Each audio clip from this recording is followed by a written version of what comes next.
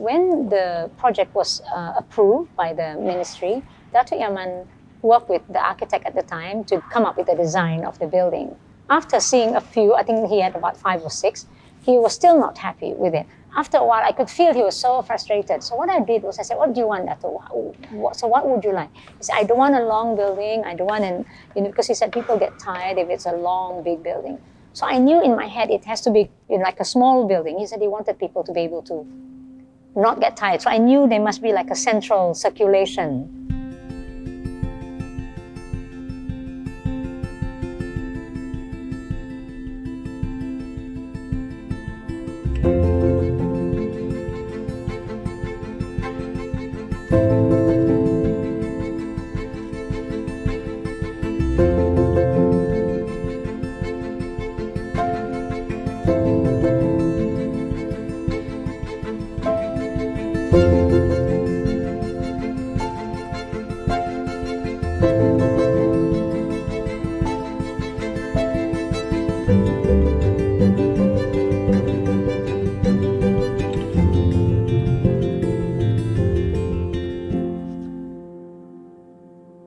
The gallery was at the museum, and then it was also at Wisma Budaya for a little while.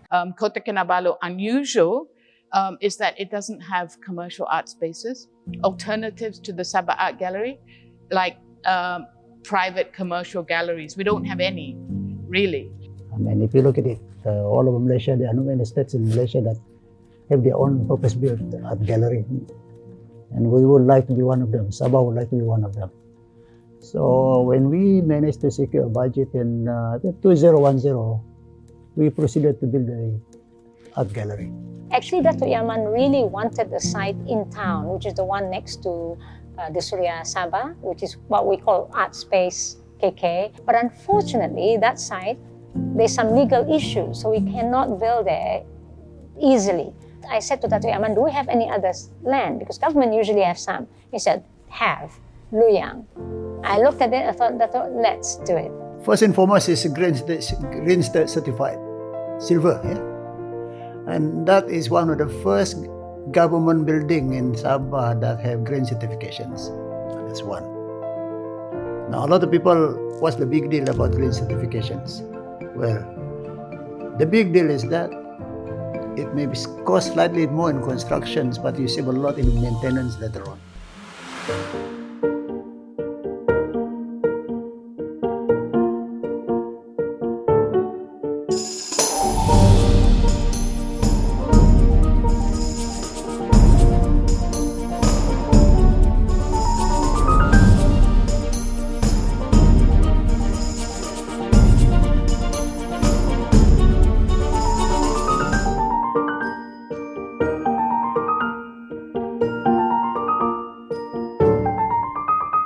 So I remember the architect was there to brief us, and he was suggesting a pyramid-like sort of shape. Yeah. So I casually asked him, what would happen if we inverse it? So hence this building is an octagon, because that was one of his, the typical shapes that he liked. An octagon with a central circulation. Actually, when I designed it, the building was like that because it was 2 floors of exhibition and then 2 floors of office and storage space. That's how this building came about. So I did a few sketches, showed it to the architect, but in the end, Datuk Masidi said, turn it like this because then it will be more unique. People have different interpretation of what it is.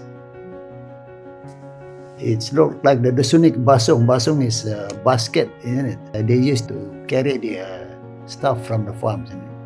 Some say that it is also like a pyramid that has been inversed.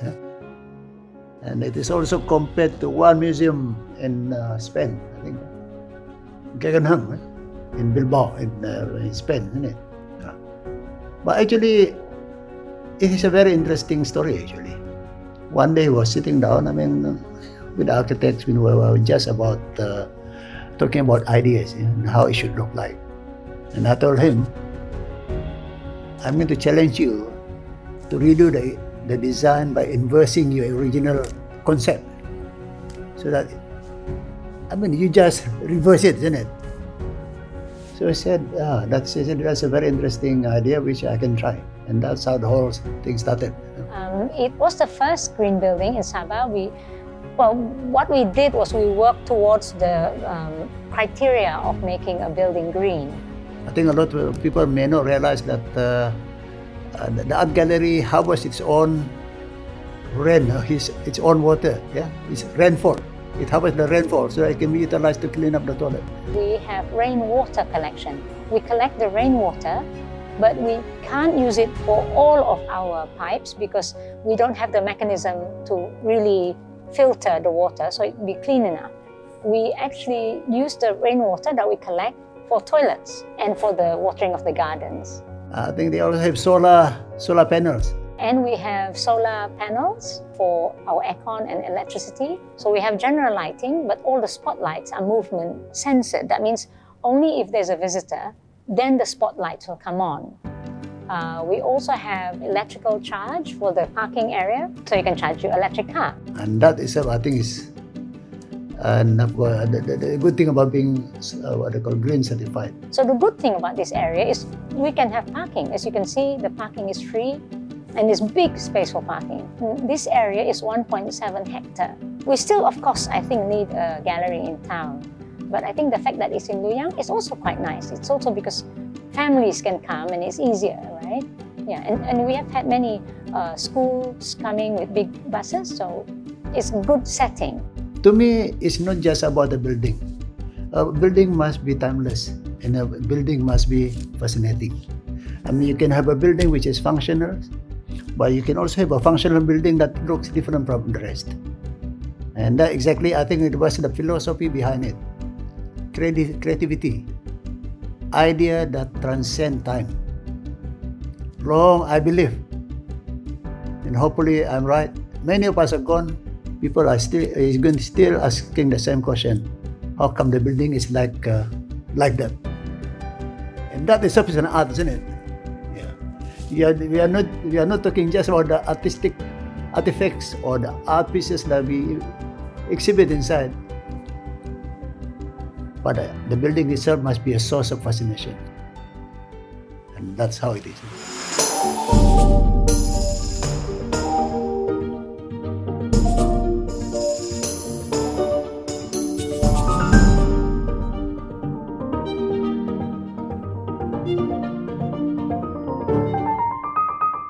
There are not many governments, I think, in Malaysia who have done so much and who have been very helpful to the artists in their respective state.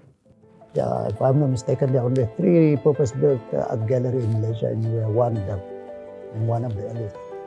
And it is getting an annual grant from the state government through the Sabah Cultural Board. That artists have patrons, that the art literacy amongst both the art audiences, the art collectors, the art institutions, across the board, the state government, the federal government, all need to understand how intrinsic the arts are to a mature society or a maturing society, where we build the intellect and the criticality of our societies for a healthier society. And we are able to, without fear or favor, talk about things.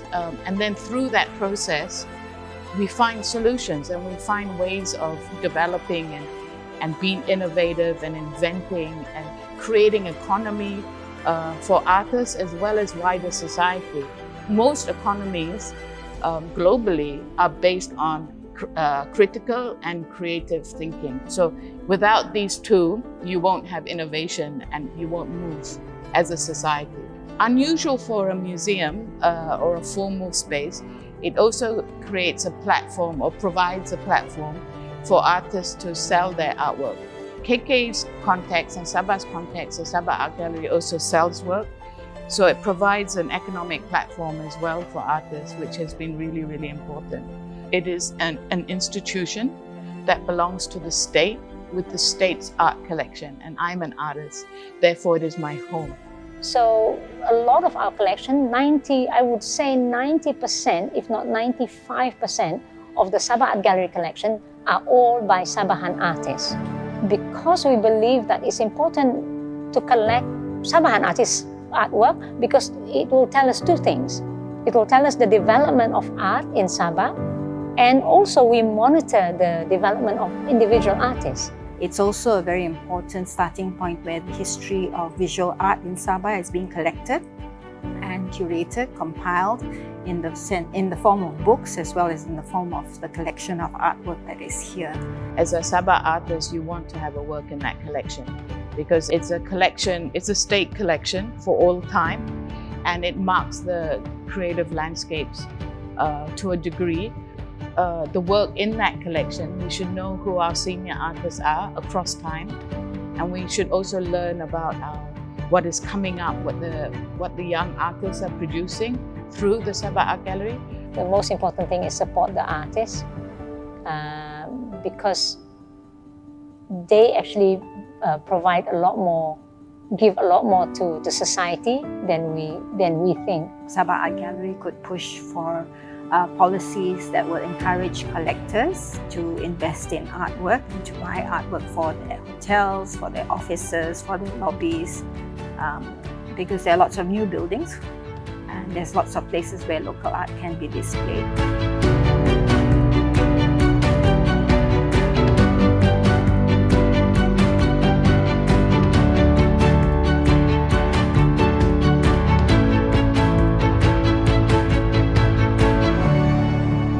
As an artist, there are lots of opportunities that the Sabah Art Gallery has organized so that you can, as an artist, exhibit your work. The Sabah Art Gallery, for your information, sell all the artwork. That is not collection. If it's an exhibition, so the artists will bring their work and they're all for sale, which most galleries around the world, I don't think, sell their artwork. Because I think in other countries, there are many private galleries.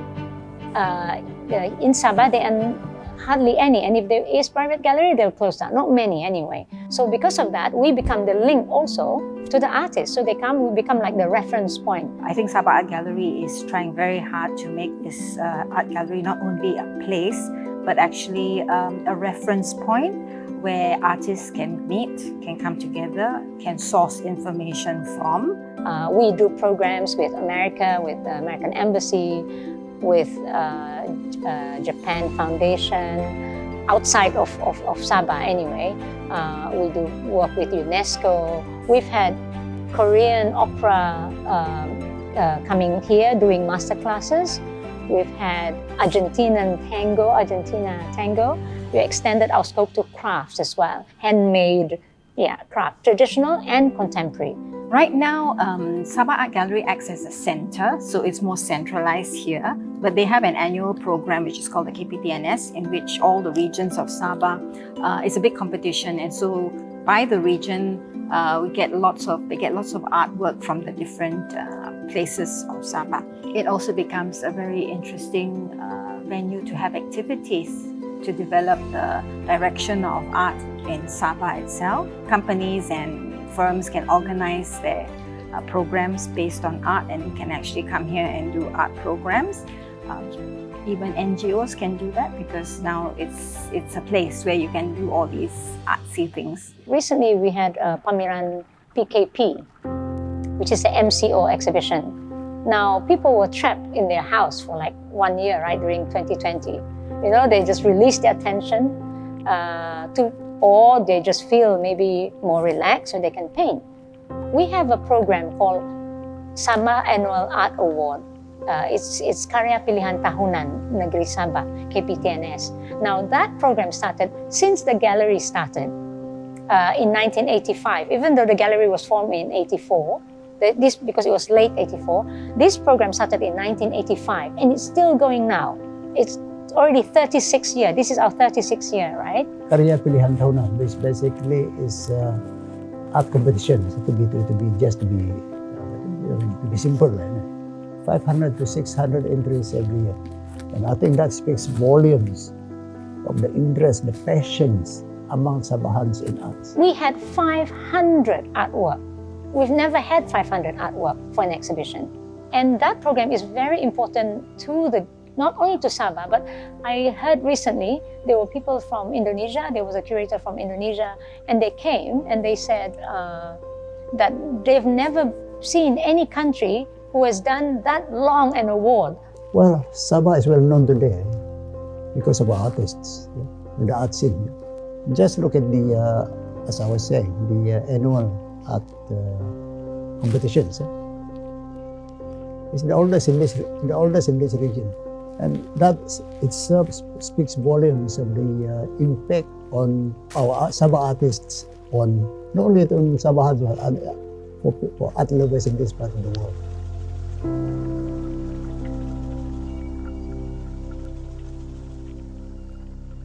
As I've said earlier, we have these annual art competitions, which itself offer not only prizes, monetary prizes for the winners, but at the same time open an avenue for other artists to sell their products. And to me, that would be the biggest, exposure of talent to the market. At the same time, this competition allow a ready market for the products. That to me is the biggest assistance the government have opened up for our artists. First, I'd like to say is to develop your identity as an artist first. What would I like to say to the artists of Sabah? Be honest. Don't be scared. It is really, really scary being an artist. You feel naked. You're exposing yourself. Never mind. Even if you need to make mistakes or things like that, it's okay. Just keep on trying and develop your own identity and your own style, but not by yourself all the time, because the artists tend to be sort of isolated. They like to do their work on their own. Start small. When I say small, I'm talking about ideas. Yeah. And but grow big. Continue to learn from others.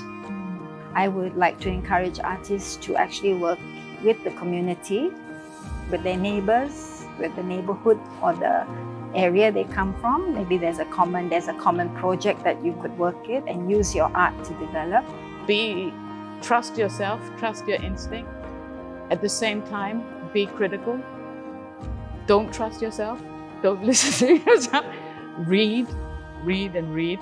Don't only look at what you are doing for yourself, but look at what you can do as an artist for the community in which you live in. Make a gang. Have a community around you that you get support from and that you also support. Build your team. Build your own audience. Build your collectors. Buy other artists' work. Support other artists. Always support other artists. So I think to be generous with your art and your artistic skills as well, and to share and to learn from each other, than it is to just sit at home by yourself and just paint away. There must be an element of sharing as well. Enjoy yourself and explore, be curious.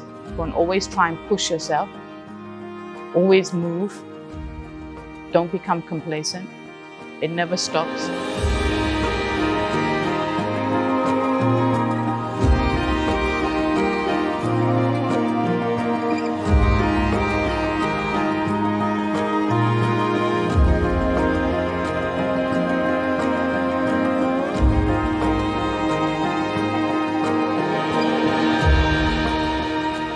That's what I'm saying, marketing. So, one is creativity, reinventing yourself so that you are timeless. You are relevant at every point of time. And three, marketability of your product. I think we need to go along with this technology. Don't stop making art. If you stop, it's very hard to start again. So even if nobody sees it, just keep making. Do more, do better. Because eventually, your work is not only going to impact for here in Sabah, but to the whole world. And you can make money out of your professions quite well. There's a lot more importance in art that people don't really are aware of. Art is just like music. It's a form of you putting out whatever you're thinking into a piece of canvas. But what it also shows the level of thinking of the society. Success starts from a simple endeavor to produce an art.